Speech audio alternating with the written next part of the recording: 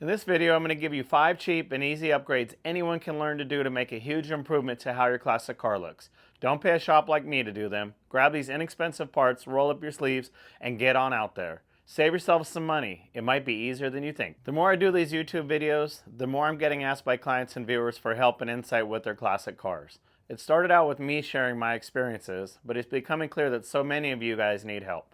So I'm offering 3 different ways to get that help. 1, you can click the link to get my newsletter, which will drop tips, tricks, and insights each and every week.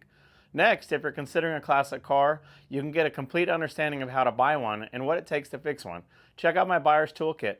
It breaks down what you need to know about finding a car, buying a car, analyzing a car, and truly understanding what different issues mean in terms of importance, cost, and when to walk away. And third, if you're in the middle of a project or in the process of buying a classic car, you can book time with me and lock me in for a private consultation on anything classic cars. Any which way, I'm here for you. If you need me, check the links. If you're just a cat that's into cars, thanks for watching the channel. And if you have something to share, post it in the comments. Anyways, let's get into it. One of the places that's an easy place to start in terms of DIY stuff on your car is on the interior. You don't have to be as mechanically inclined to do a lot of the upholstery type items. So like a good example is if you have a seat that's worn or ripped, like a rear seat that's sun weathered, like this thing is a perfect example, right? How it's all ripped. What you can simply do is pull it out of the car, flip it over upside down, and you can see it's got all these hog rings right here. So you can cut these rings and then you can peel this whole cover all the way back, peel it off, and get to the raw seat. If you can find a ready-made seat cover for your car, you can simply get a ready-made like we did for this Chevelle back seat. And you just take your hog rings and a set of hog ring pliers. You can see, you just put it around there and crimp them. Pull the cover around, crimp, crimp, crimp. Just keep working it till you get it as tight as you can. Flip it over, and voila. So this is like a $200 rear seat cover for a Chevelle. A lot of your cars that you're going to find, you're going to be able to actually buy a seat cover. So rear seats you probably can do yourself if the foam's not completely wasted. Front seats you could probably do yourself as well. They're a little bit harder. But don't be afraid to maybe tackle an interior project. You're going to save a bunch of money. Okay, so here's a real easy one, you guys. You can do your own weather stripping, especially like a trunk weather strip, some of the interior weather strippings. People always pay the shop to do it, and if you want to save some money or be on a budget, do it yourself. All you got to do when you have some crusty weather strip like this, obviously we're worried about water getting in the car, right? So we should change it out. Plus, it's extremely unsightly. So, like, why would you want to pay a shop to sit here and scrape this out? Whether it takes 5 minutes or an hour, I would consider doing the labor yourself. Even if the car is going to go get painted, there's no sense in paying a shop to do something like this. That one's coming out really easy. Sometimes they're going to be a little bit harder to get out, but again, this is super easy, do it yourself. I'll walk over to a car and show you kind of the process of it going in. So here's a perfect example. I've got this 66 Pontiac here that the weather strip actually wasn't glued in, so I'm going to use it as a good example of showing you how the weather strip would get installed. So I always want to use something like this black 3M weather strip adhesive so that I can glue the weather strip down in the channel. So I'm going to take a little bit of my adhesive and just kind of dot just a small little river run of adhesive in there. Trying not to make a mess, of course. You don't want to get it all over the paint because you're going to have a bunch of cleanup to do if you do that. But simply take your weather strip, you can lay it nicely in the channel, work it all the way around the bend. You'll notice that they kind of lay in there, and then you can actually press the inside edge. So like this one here, I'm just simply pressing the edge in. A lot of times, if you're experienced, you can do it by hand, but I'll walk it all the way around and get it started in the channel. And I like to kind of let it bunch up a little bit so it's not too stretched out. That way it's not under duress, it's not bound up, that it's got enough room. So this whole edge needs rolled in. So you can see what I'm doing here is I'm going to take a flat paddle or blade or some kind of a tool that's not going to scratch the trunk. And if you walk around it, you can simply tuck the trailing edge underneath into the channel. Then on the ends, what I'll do is I'll take a little bit of glue here, and when I tuck my ends together, I'll put a little bit of glue there, so when I'm done, it'll look seamed up. So instead of showing you this whole install process, I'm just going to show you real quick on a Camaro that's already done, and you'll see how much of an impact that actually makes. All right, so on this Camaro, you can really see how high impact just a stupid little piece of weather stripping can do. This is like a $15 weather strip. When it's installed nice and tucked, you know, it's right underneath the lip nicely. It's folded over the edge nicely. Axe has a great trunk seal, and you can see what I was talking about, how you can glue the ends together so it looks pretty darn seamless. And then high impact, low money. All right, and that was it. It was just that easy. So if you want to change your weather stripping or do something small to your car, save some money, get out in the garage, and see what you can get done yourself.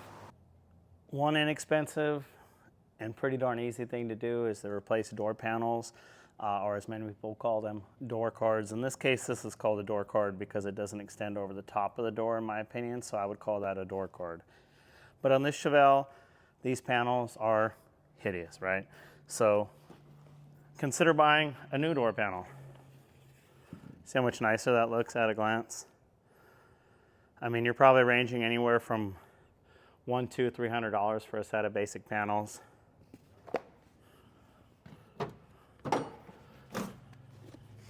Throw that thing to the side. Keep in mind what you're going to have to do when you do a door panel is you're going to actually have to either save your clips or get new clips, and you're going to have to cut out all of these little recesses like right here so you can put your new clips in place, because if you're going to replace a door panel, new clips are key. I'm going to cut out my hole for my door handle and for my window crank. We're not going to bore you with doing the whole install right now, but I just want to show you the bang for your buck type of improvement and how you could do it yourself.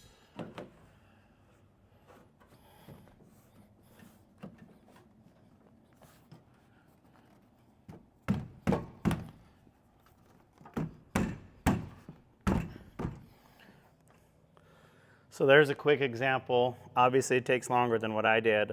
I haven't replaced all my clips yet. When you install it, you'd want to put screws in the bottom as the old one was, and just lock it down. But you can see real quick just how much of a difference a set of door panels makes, and you could do it yourself, again, probably in an afternoon. One other tip too, while you've got the door panel off, it's a great chance to check and make sure your latching mechanisms are working properly, that your window's going up and down properly.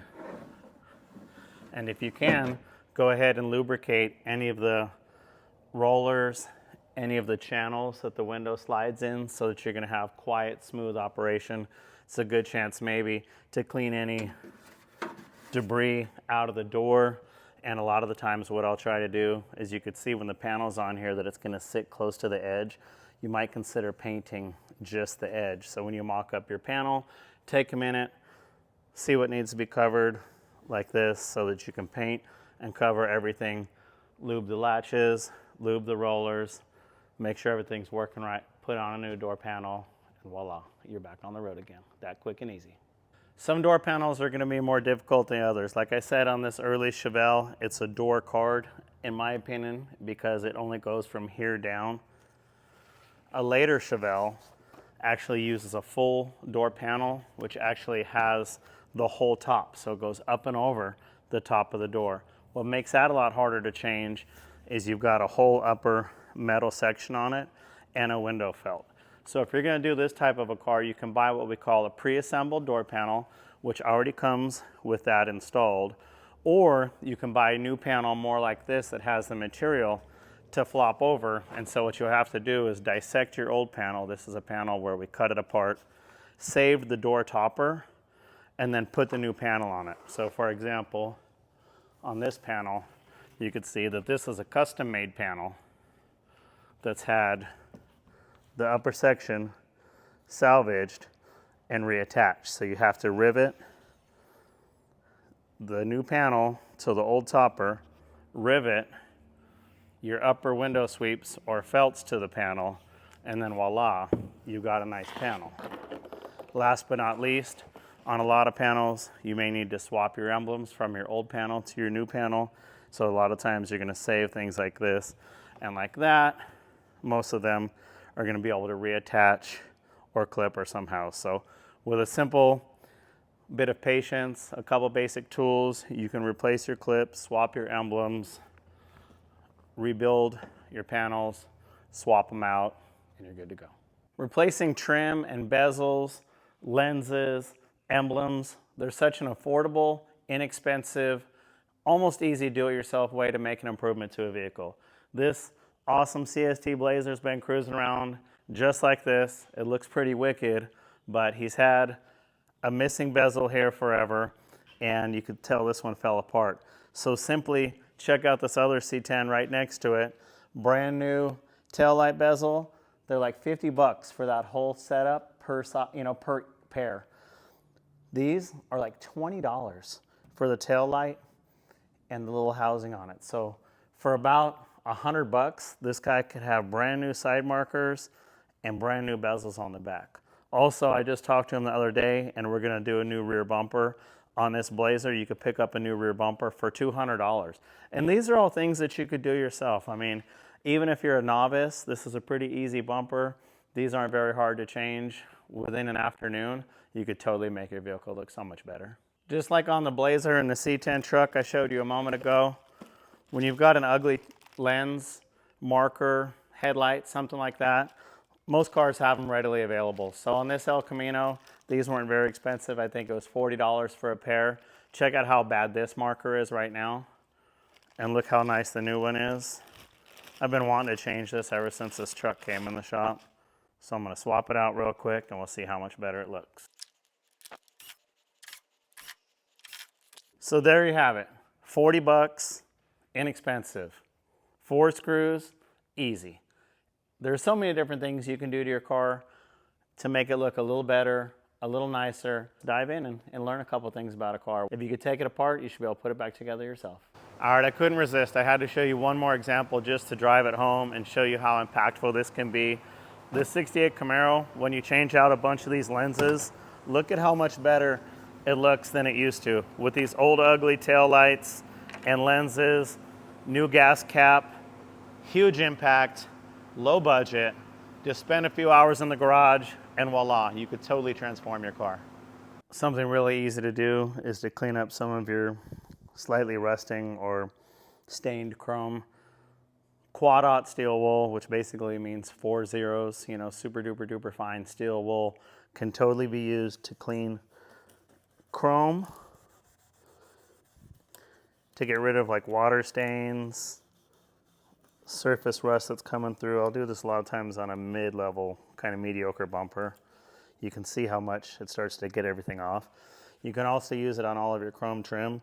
So like this, if I have that little clean spot there, because of the quad-aught, the 4-0, it's not going to scratch it. And look at how much nicer that piece looks compared to the rest of the stuff. Also, pro tip, quad-aught steel wool also works on glass. So if you've got overspray on your windshield or just old staining and residue, you can use it on your trim and on your glass without worrying about scratching it. Hopefully you found today's video interesting and helpful. To that end, I want to remind you, I'm offering myself 3 different ways to give you further assistance. One, if you want to subscribe to my newsletter, you can click the link below, and I have a newsletter that's going to offer different tips and tricks, new ideas and insights each and every week. Additionally, if you're considering a classic car, you can get a complete understanding of what it takes to fix one, how to buy right, and what different issues are going to mean. Check out my buyer's toolkit also below. And lastly, if you own a classic car, are looking to buy a classic car, or are currently stuck in the middle of some projects on your classic car and need my advice, you can lock me in on some one-to-one time. I'm happy to give private consultations, so just check out the link below. Any which way, I'm here for you. See you next time.